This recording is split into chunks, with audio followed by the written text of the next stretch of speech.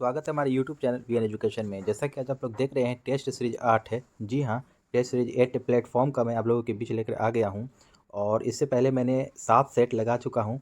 जो भी अभी तक नहीं देखे हैं हमारे चैनल के प्ले लिस्ट में मौजूद है, वहाँ पर जाकर के आप लोग देख सकते हैं। और साथ साथ इसके ये भी ध्यान रखें आप लोग, 20 खान सर का आपको मॉडल प्रैक्टिस सेट जो कि समाप्त हो चुका है और इसी में आपको 7 खान सर का PYQ प्रीवियस ईयर क्वेश्चन में मैं लगा रहा हूँ। तो आप लोग इसको देखते रहें, प्रैक्टिस करते रहें। साथ साथ मैं ज्ञान बिंदु का भी 5 सेट लगा चुका हूँ।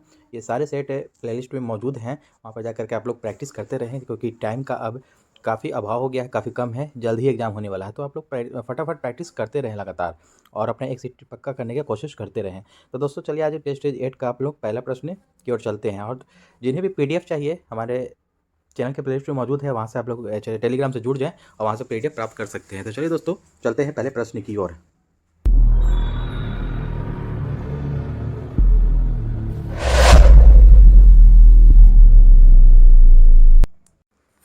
आज का पहला प्रश्न है प्लेटफॉर्म सेट नंबर 8 का। दुनिया की सबसे महंगी करेंसी कौन सी देश की है? देखिए, दुनिया की सबसे आपको महंगी करेंसी कौन से देश की है? कुवैती दिनार, बहरीनी दिनार, ओमानी रियाल या डॉलर?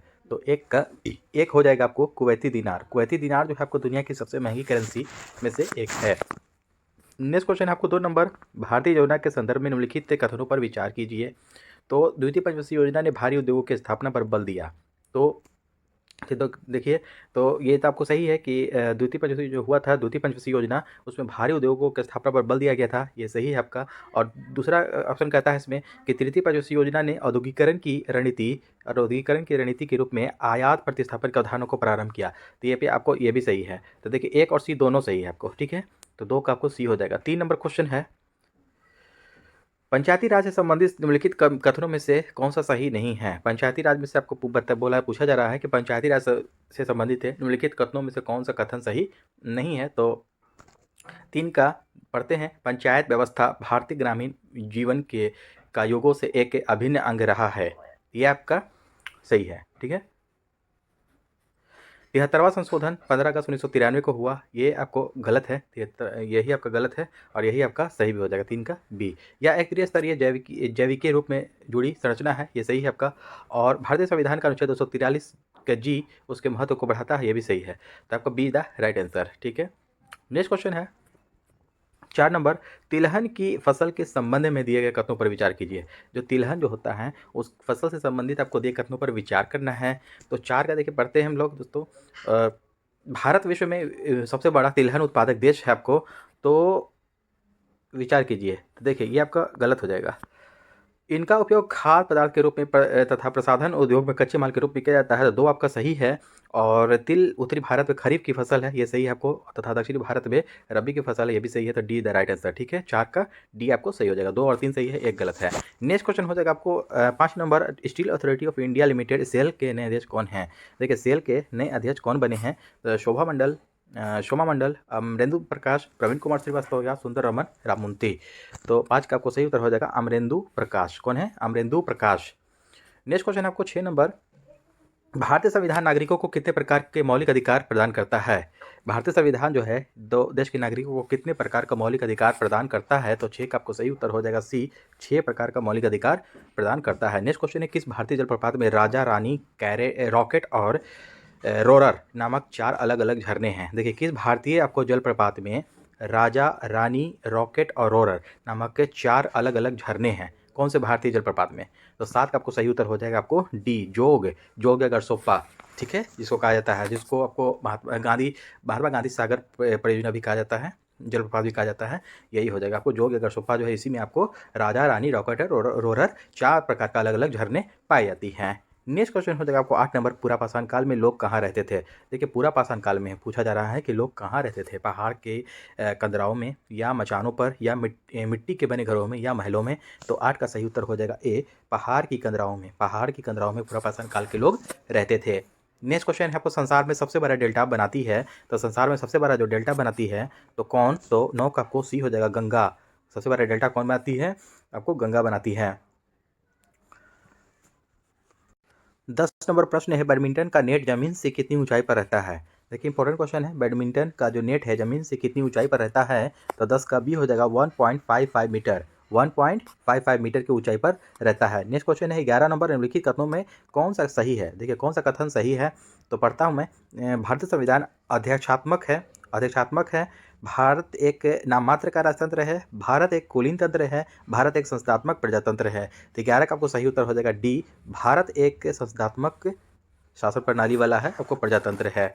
नेक्स्ट क्वेश्चन हो जाएगा आपका 12 नंबर, मर्ले डार्लिंग नदी बेसिन निम्नलिखित में से किस देश में है। देखिए मर्ले डार्लिंग नदी जो है आपको निम्न में से किस देश में है, तो मर्ले डार्लिंग आपको पड़ता है, सी हो जाएगा आपको ऑस्ट्रेलिया में हमारे डार्लिंग नदी बेसिन जो है ऑस्ट्रेलिया में है। नेक्स्ट क्वेश्चन, संविधान के किस अनुच्छेद में राज्यों द्वारा प्राथमिक शिक्षा मातृभाषा में दिए जाने का प्रावधान है। देखिए संविधान के किस अनुच्छेद में, कौन से आर्टिकल में राज्यों द्वारा प्राथमिक शिक्षा मातृभाषा में दिए जाने का प्रावधान है। 13 का सही उत्तर हो जाएगा सी, 350 का एक। क्या हो जाएगा, 350 के एक में मातृभाषा में दिए जाने वाले का प्रावधान है। नेक्स्ट क्वेश्चन हो जाएगा 14 नंबर, विश्व में सर्वप्रथम विधि संहिता बनाने वाला राजा था। देखिए देश में सबसे पहले विधि संहिता बनाने वाला राजा कौन सा था, हम्मुराबी, सिकंदर, नेपोलियन या जूलियस। तो 14 का आपको ए हो जाएगा हम्मुराबी। कौन था, हम्मुराबी था विश्व में सर्वप्रथम विधि संहिता बनाने वाला राजा। नेक्स्ट क्वेश्चन, निम्नलिखित में से कौन से राष्ट्रपति लगातार 2 कार्यकाल के दौरान राष्ट्रपति पद पर बने रहे। 15 का सही उत्तर हो जाएगा सी, डॉक्टर राजेंद्र प्रसाद। ठीक है। नेक्स्ट क्वेश्चन है आपको 16 नंबर, गुलाबों की लड़ाई हुई थी। देखिए गुलाबों की जो लड़ाई हुई थी कौन से देश में हुई थी, तो 16 का आपको सी हो जाएगा, इंग्लैंड में हुई थी गुलाबों की लड़ाई। 16 का सी हो जाएगा, इंग्लैंड में हुई थी। नेक्स्ट क्वेश्चन है बुकर सम्मान से सम्मानित प्रथम भारतीय महिला कौन है। मैन बुकर अवार्ड जो होता है, सम्मान जो होता है, उसे सम्मानित प्रथम भारतीय महिला कौन थी, तो 17 का सही उत्तर हो जाएगा, ये हो जाएगा अरुंधति राय। कौन हो जाएगा, कौन हो जाएगी, अरुंधति राय मैन बुकर अवार्ड से सम्मानित प्रथम भारतीय महिला थी। नेक्स्ट क्वेश्चन है 18 नंबर, विश्व स्वास्थ्य संगठन WHO का मुख्यालय कहाँ है। देखिए विश्व स्वास्थ्य संगठन WHO का मुख्यालय पूछा जा रहा है, ये कहाँ है स्थित है, तो इसका डी हो जाएगा जेनेवा में। और जेनेवा कहाँ पड़ता है आपको, स्विट्जरलैंड में। याद रखेंगे स्विट्जरलैंड। ठीक है, याद रखेंगे। नेक्स्ट क्वेश्चन आपको 19 नंबर, दिल्ली समझौता के दौरान ब्रिटिश भारत का वायसराय कौन था। देखिए दिल्ली समझौता के दौरान ब्रिटिश भारत का वायसराय कौन था, तो 19 का डी हो जाएगा आपको, लॉर्ड इरविन दिल्ली समझौता के दौरान ब्रिटिश भारत का वायसराय था। नेक्स्ट क्वेश्चन है, रूस का मैनचेस्टर किसे कहा गया है। रूस का मैनचेस्टर किसे कहा गया है, तो 20 का आपको सही उत्तर हो जाएगा डी, इवानोवो। ठीक है, रूस का मैनचेस्टर किसे कहा गया है, तो इवानोवो को कहा गया है। 21 नंबर प्रश्न है, मानचित्र में नीले रंग का प्रयोग किसके प्रदर्शन में होता है। नीले रंग का जो प्रयोग होता है किसके लिए होता है, तो 21 का आपको सी हो जाएगा, सी हो जाएगा, नदी के लिए नीले रंग का प्रयोग किया जाता है। 22 नंबर प्रश्न है, निम्नलिखित अभिलेखों में से किसमें कालिदास का नाम मिलता है। निम्नलिखित में से कौन से अभिलेख हैं जिसमें आपको कालिदास का नाम प्रचलित है मिलता है, तो 22 का डी हो जाएगा आपको, एहोल अभिलेख। एहोल अभिलेख किससे संबंधित है, पुलकेशिन द्वितीय से। याद रखेंगे, पुलकेशिन द्वितीय से संबंधित है आपको एहोल अभिलेख, और एहोल अभिलेख में ही आपको कालिदास का नाम वर्णित है यानी कि मिलता है। नेक्स्ट क्वेश्चन हो जाएगा आपको 23 नंबर, वाकर कप का संबंध किस खेल से है। देखिए वाकर कप जो है आपको का संबंध किस खेल से है, तो 23 का ए हो जाएगा आपको, गोल्फ खेल से संबंधित है।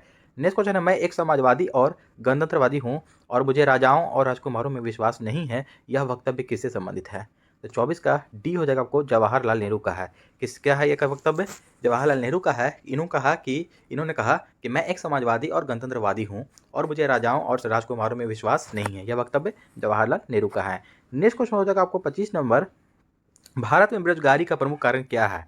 देखिए भारत में जो बेरोजगारी का जो प्रमुख कारण है ये क्या है, प्रति व्यक्ति निम्न आय, जनसंख्या में तीव्र वृद्धि, कृषि पर कम जनभार, इनमें से कोई नहीं। तो 25 का आपको सही उत्तर हो जाएगा बी, जनसंख्या में तीव्र वृद्धि के कारण ही आपको बेरोजगारी ये प्रमुख कारण है भारत में। नेक्स्ट क्वेश्चन है, सांकेतिक मुद्रा व्यवस्था टोकन करेंसी किसने लागू किया। सांकेतिक मुद्रा व्यवस्था जो है कि किसने लागू किया, तो 26 का आपको डी हो जाएगा, मोहम्मद बिन तुगलक। सांकेतिक मुद्रा का प्रचलन किसने किया था, MBT मोहम्मद बिन तुगलक ने किया था। नेक्स्ट क्वेश्चन है 27 नंबर, बाजार नियंत्रण नीति पहली बार किसने अपनाई। बाजार नियंत्रण नीति जो है कि सबसे पहले किसने अपनाया, तो 27 का सही उत्तर हो जाएगा सी, अलाउद्दीन खिलजी ने अपनाया सबसे पहले। तो दोस्तों बाजार नियंत्रण प्रणाली जो है आपको, ये नीति जो है सबसे पहले अलाउद्दीन खिलजी ने अपनाई थी। वहीं पर दोस्तों ये भी याद रखेंगे कि फिरोज तुगलक के बारे में भी, कि सबसे ज़्यादा नहर का जो निर्माण करवाया था तो फिरोज शाह तुगलक ने करवाया था। और पहली बार नहर का अगर पूछ देगा तो गयासुद्दीन तुगलक हो जाएगा। क्या हो जाएगा, गयासुद्दीन तुगलक नाम याद रखेंगे।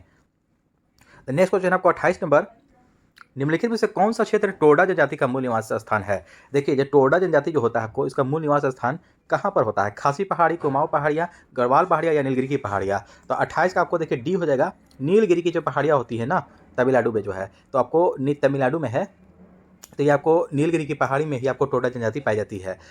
नेक्स्ट क्वेश्चन हो जाएगा 29 नंबर, हिंदी साहित्य का स्वर्ण युग किसके शासनकाल में हुआ? देखिए, हिंदी साहित्य का स्वर्ण युग पूछा जा रहा है, इंपॉर्टेंट क्वेश्चन है ये कि हिंदी साहित्य का स्वर्ण युग किसके शासनकाल में हुआ? तो 29 का आपको देखिए ए हो जाएगा, अकबर हो जाएगा आपको। और ये भी पूछ देता है एक स्थापत्य साहित्य का स्वर्ण युग, स्थापत्य साहित्य का स्वर्ण युग, तो आपको ये हो जाता है हुमायूं। ठीक है, ध्यान रखेंगे।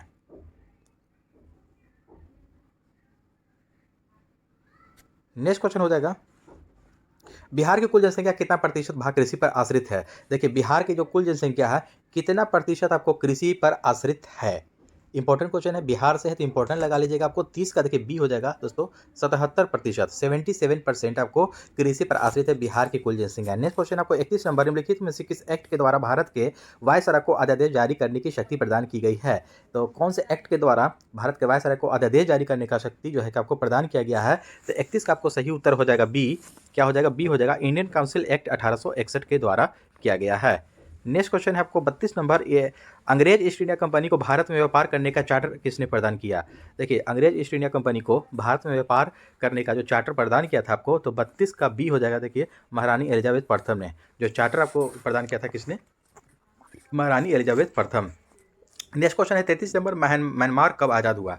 इंपॉर्टेंट क्वेश्चन है ये, म्यांमार कब आज़ाद हुआ? तो 33 का बी हो जाएगा, 4 जनवरी 1948 को म्यांमार आज़ाद हुआ। 34 नंबर प्रश्न है दोस्तों, भारतवर्ष में लॉर्ड कॉर्नवालिस ने कौन सी प्रथा प्रारंभ की? देखिए, भारतवर्ष में लॉर्ड कॉर्नवालिस ने कौन सी प्रथा जो है कि प्रारंभ किया? सहायक संधि व्यवस्था, अस्थायी बंदोबस्त, सूबेदारी व्यवस्था या राजस्व व्यवस्था? तो 34 का बी हो जाएगा आपको, अस्थायी बंदोबस्त। अस्थायी बंदोबस्त जो है कि भारत में लॉर्ड कॉर्नवालिस ने ये प्रथा प्रारंभ किया, शुरू किया। नेक्स्ट क्वेश्चन है 35 नंबर, बंगाल का प्रथम गवर्नर जनरल कौन था? बंगाल का प्रथम गवर्नर जनरल कौन था? तो 35 का आपको ए हो जाएगा, वारेन हेस्टिंग्स। कौन था? Warren Hastings. नेक्स्ट क्वेश्चन है आपको 36 नंबर, सती प्रथा किसके अंतर्गत समाप्त की गई? इंपॉर्टेंट क्वेश्चन है, काफ़ी बहुत ही महत्वपूर्ण है कि सती प्रथा किसके अंतर्गत समाप्त की गई? तो 36 का ए हो जाएगा, बंगाल अधिनियम 17। ठीक है, बंगाल अधिनियम 17 के तहत समाप्त किया गया सती प्रथा को। नेक्स्ट क्वेश्चन है 37 नंबर, मई 2023 में इसरो के द्वारा कौन सा नाभिक के उपग्रह को सफलतापूर्वक लॉन्च कर जियो सिंक्रोनस ट्रांसफर ऑर्बिट में स्थापित किया गया था? तो जो 2023 में आपको कौन सा नाभिक था, नाभिक उपग्रह को सफलतापूर्वक लॉन्च करके आपको जियो सिंक्रोनस ट्रांसफर ऑर्बिट में स्थापित किया गया था? तो 37 का आपको बी हो जाएगा, NVS-01, NVS-01 को। नेक्स्ट क्वेश्चन है 38 नंबर, निम्नलिखित में से कौन संविधानेतर संस्था है? देखिए, निम्नलिखित में से कौन इसमें से संविधानेतर संस्था है? तो 38 का सी हो जाएगा, नीति आयोग। यानी ठीक है, नीति आयोग। नीति का वहीं फुल फॉर्म पूछ देगा दोस्तों, national institution for transforming India होता है इसका फुल फॉर्म, याद रखेंगे। नेक्स्ट क्वेश्चन है 39 नंबर, बिपिन चंद्र पॉल अपने राजनीतिक जीवन को प्रारंभ में निम्नलिखित में से क्या थे? तो बिपिन चंद्र पाल जो है आपको अपने राजनीतिक जीवन के प्रारंभ में क्या थे, यानी कि राजनीतिक जीवन से पहले प्रारंभ में बिपिन चंद्र पाल क्या थे? उदारवादी, उग्रवादी, क्रांतिकारी या शासकीय सेवक? तो 39 का आपको सही उत्तर हो जाएगा ए, उदारवादी थे। क्या थे? उदारवादी। नेक्स्ट क्वेश्चन आपको 40 नंबर, सितंबर 2023 में किस भारतीय को 65वां रमन मैग्सेसे पुरस्कार 2023 से सम्मानित किया गया? देखिए, 2023 में किस भारतीय को 65वां रमन मैग्सेसे पुरस्कार आपको 2023 से सम्मानित किया गया है? इंपॉर्टेंट ये क्वेश्चन। तो 40 का आपको देखिए सी हो जाएगा, आर रवि कन्नन को 65वां रमन मैग्सेसे अवार्ड से सम्मानित किया गया। नेक्स्ट क्वेश्चन है 41 नंबर, 95 अकादमी पुरस्कारों में किस भारतीय फिल्म ने सर्वश्रेष्ठ वृत्तचित्र लघु फिल्म श्रेणी में ऑस्कर पुरस्कार 2023 जीता? तो ये आपको किसने जीता है? 41 का सही उत्तर हो जाएगा C, the elephant whisperers. The elephant whisperers, ये आपको 95वां आपको पुरस्कार जो है को भारतीय फिल्म ने सर्वश्रेष्ठ वृत्तचित्र लघु फिल्म श्रेणी में ऑस्कर पुरस्कार 2023 जीता है। अगला प्रश्न है, इंडियन एसोसिएशन की स्थापना किसने की? तो 42 का डी हो जाएगा, सुरेंद्र नाथ बनर्जी ने इंडियन एसोसिएशन की स्थापना की। नेक्स्ट क्वेश्चन हो जाएगा आपको 43 नंबर, निम्नलिखित देशों की मुद्राओं के संदर्भ में गलत विकल्प को चुनें। देखिए, गलत विकल्प को चुनना है इसमें से कि मुद्राओं के संदर्भ में गलत विकल्प को चुनना है। तो 43 का देखिए क्या है, देखिए मॉरिशस रुपया, ये आपको सही है, मॉरिशस में रुपया चलता है। बी है आपको ताइवान डॉलर, ये भी आपको सही है। ग्रेट ब्रिटेन यूरो, ये आपका गलत हो जाएगा। इटली में यूरो चलता है, ये आपको सही है। ग्रेट ब्रिटेन में क्या आपको चलता है, स्टर्लिंग पाउंड चलता है, स्टर्लिंग पाउंड चलता है, ठीक है। तो देखिए ये गलत हो गया आपको, तो सीधा राइट आंसर। नेक्स्ट क्वेश्चन आपको 44 नंबर, जून 2023 को भुवनेश्वर के कलिंगा स्टेडियम में भारतीय फुटबॉल टीम ने किस देश को हराकर इंटरकॉन्टिनेंटल फुटबॉल कप टूर्नामेंट जीता है? तो 44 का सही उत्तर हो जाएगा ए, लेबनान। किसने जीता है? लेबनान ने जीता। अगला प्रश्न है आपको 45 नंबर, एतमादुद्दौला का मकबरा किससे संबंधित है? देखिए एतमादुद्दौला का मकबरा काफ़ी इंपॉर्टेंट प्रश्न है, ये किससे संबंधित है? तो 45 का आपको सही उत्तर हो जाएगा डी, जहांगीर से संबंधित है। 45 का सही उत्तर हो जाएगा डी, एतमादुद्दौला का मकबरा जहांगीर से संबंधित है। नेक्स्ट क्वेश्चन है to a hunger free world पुस्तक के लेखक कौन है? तो 46 का बी हो जाएगा M S Swaminathan. To a hunger free world के लेखक हैं, पुस्तक के लेखक हैं M S Swaminathan. Next question है आपका 47 नंबर, भारत के महान ज्योतिषाचार्य आर्यभट्ट का बिहार के किस नगर से गहरा संबंध है?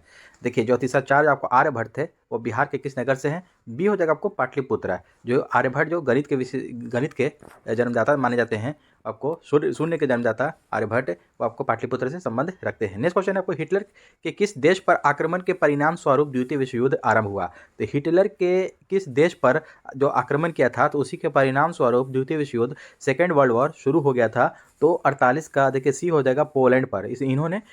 हिटलर ने आपको पोलैंड पर आक्रमण कर दिया था। नेक्स्ट क्वेश्चन है आपका 49 नंबर, अगस्त 2023 में लावारिस जमा का पता लगाने के लिए उद्गम पोर्टल को किसके द्वारा लॉन्च किया गया है?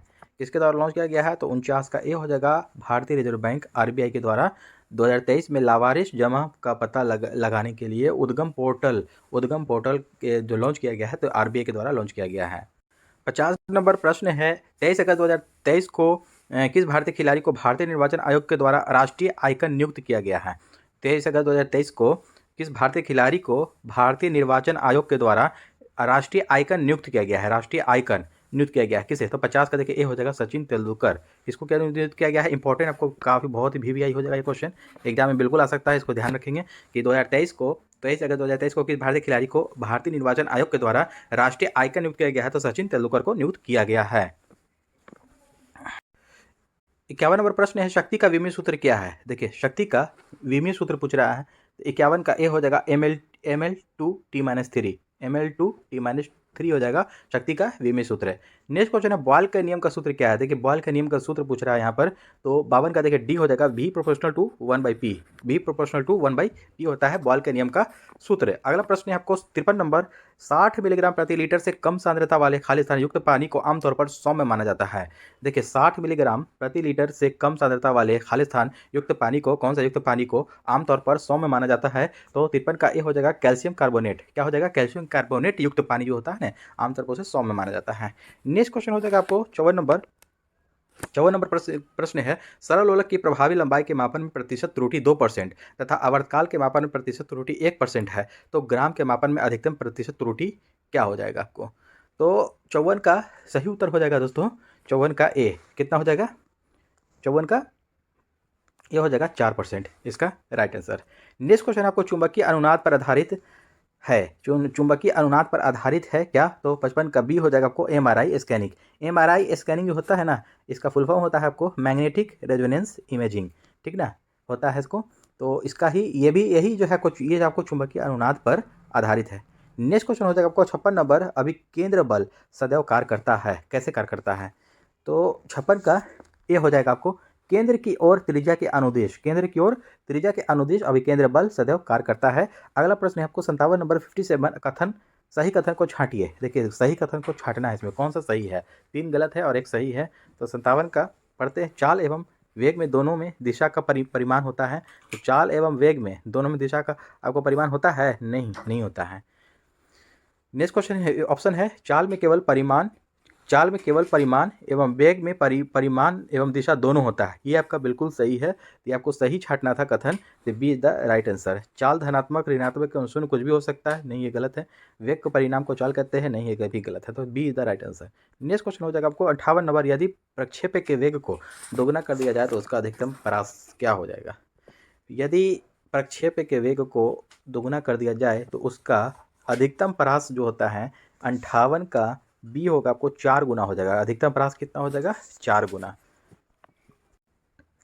59 नंबर प्रश्न है, निम्नलिखित में से किस बीमारी के लिए ट्राईवैलेंट के स्थान पर बाईवैलेंट ORV देने का निर्णय भारत सरकार ने लिया है? देखिए, कौन सी बीमारी के लिए ट्राईवैलेंट के स्थान पर बाईवैलेंट ORV देने का निर्णय भारत सरकार ने लिया है? तो 59 का डी हो जाएगा पोलियो। क्या हो जाएगा? पोलियो, जो कि भारत में ये आपको पोलियो समाप्त हो चुका है ये बीमारी। नेक्स्ट क्वेश्चन आपको 60 नंबर, परमाणु के उपकोषों के भरने के क्रम नियंत्रित होता है।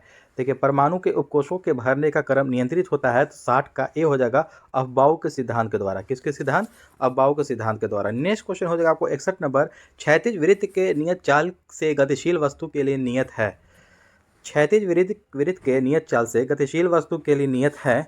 61 का ए हो जाएगा आपको गतिज ऊर्जा। क्या हो जाएगा इसका सही उत्तर? गतिज ऊर्जा। कि क्षैतिज वृत्त के नियत चाल से गतिशील वस्तु के लिए नियत है, तो गतिज ऊर्जा is the right answer. Next question आपको 62 नंबर, निम्नलिखित में से कौन सा कथन गलत है? गलत की इसमें पहचान करना है। 62 का आपको हो जाएगा क्या? ओजोन ऑक्सीजन के 2 परमाणुओं द्वारा बना एक अणु है। आपको देखिए यहाँ पर पहला ही गलत हो गया।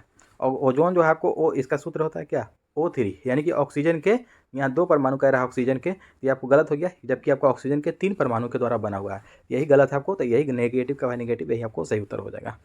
आगे ऑप्शन पढ़ लेते हैं कि क्लोरोफ्लोरोकार्बन वायुमंडलीय ओजोन में कमी हेतु उत्तरदायी है। ये सही है आपका। ओजोन का कवच सूर्य से आने वाले पर्यावरणीय की विकिरण से पृथ्वी की सतह की रक्षा करता है। ये भी सही है। ओजोन एक घातक विष है। ये भी सही है। नेक्स्ट क्वेश्चन हो जाएगा आपको 63 नंबर, CH3OH का रासायनिक सूत्र क्या है? देखिए, CH3OH का रासायनिक सूत्र क्या होता है? तो 63 का बी हो जाएगा मेथिल अल्कोहल। क्या हो जाएगा? Methyl alcohol. नेक्स्ट क्वेश्चन है 64 नंबर, ऑक्सैलिक अम्ल H2C2O4 में कार्बन की संयोजकता कितनी होती है? इसमें कार्बन की संयोजकता दोस्तों 3 होती है। कैसे होती है?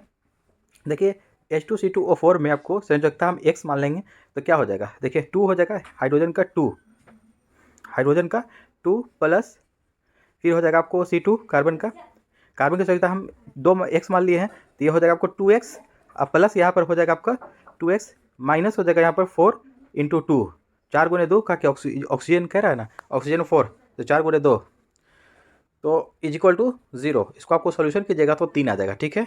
नेक्स्ट क्वेश्चन है दोस्तों 65 नंबर, गुर्दे में उत्पन्न मूत्र खाली स्थान से होकर मूत्राशय में पहुंचता है, जहां इसे संचित किया जाता है। देखिए, गुर्दे में जो उत्पन्न जो मूत्र होता है ना, गुर्दा यानी कि किसको कहते हैं हम लोग? किडनी को कहते हैं। तो गुर्दा में जो उत्पन्न जो मूत्र होता है, पेशाब, वो खाली स्थान से होकर किससे होकर मूत्राशय में पहुंचता है, जहाँ इसे संचित किया जाता है, यानी कि जमा किया जाता है। तो 65 है, तो 65 का आपको सही उत्तर हो जाएगा दोस्तों मूत्रवाहिनी। क्या हो जाएगा? ए हो जाएगा, मूत्रवाहिनी में संचित किया जाता है। नेक्स्ट क्वेश्चन हो जाएगा, किस तत्व को रसायन विज्ञान में आवारा तत्व की संज्ञा दी गई है?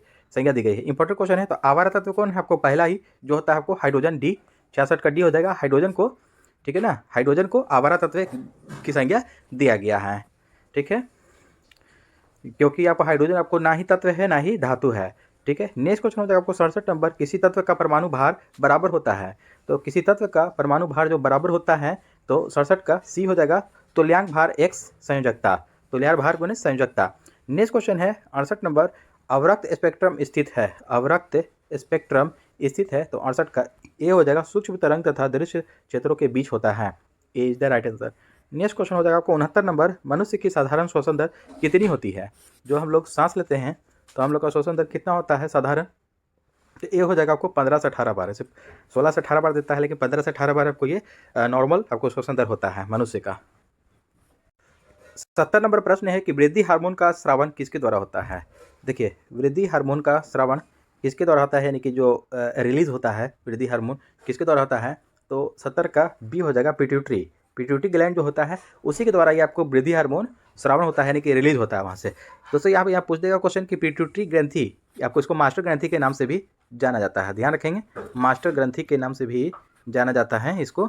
और इसकी भार कितना होता है? 0.6 ग्राम। कितना होता है? पिट्यूटरी ग्लैंड की भार वेट कितनी होती है? 0.6 ग्राम। याद रखेंगे साथ साथ इसको भी। नेक्स्ट क्वेश्चन 71 नंबर, सही सुमेलित युग्म कीजिए। तो सही सुमेलित करना है युग्म को। तो 71 का देखिए दोस्तों, बेसल सभा, जैव विविधता संरक्षण, इसका B is the right answer. Kyoto protocol आपको जलवायु परिवर्तन, ये आपको सही हो जाएगा, B is the right answer.